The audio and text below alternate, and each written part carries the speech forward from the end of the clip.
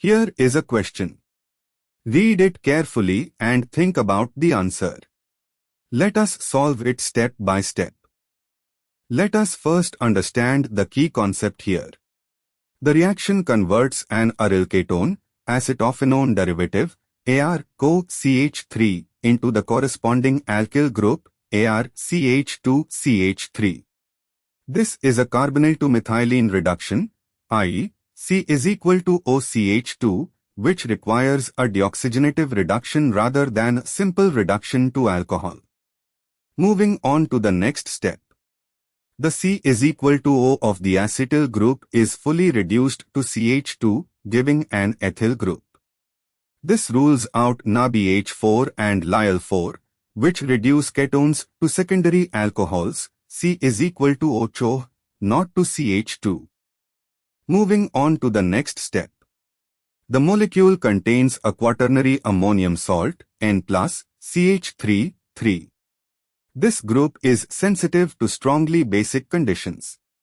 Wolff-Kishner reduction requires strongly basic conditions, KOH, ethylene glycol, heat, along with hydrazine. Under these strongly basic conditions, the quaternary ammonium salt could undergo Hofmann elimination or other decomposition, making Wolff-Kishner unsuitable.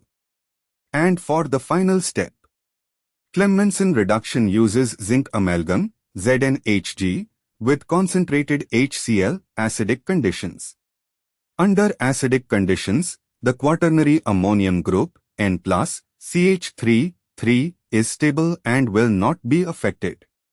The ketone is selectively and completely reduced to the methylene, CH2, group.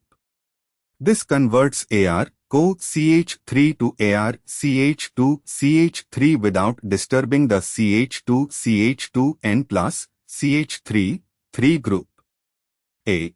Wolff-Kishner, strongly basic conditions would destroy react with the quaternary ammonium salt.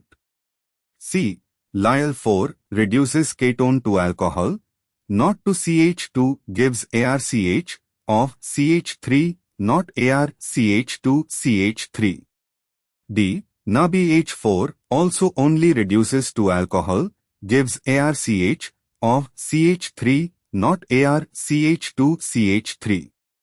Therefore, the correct answer is B.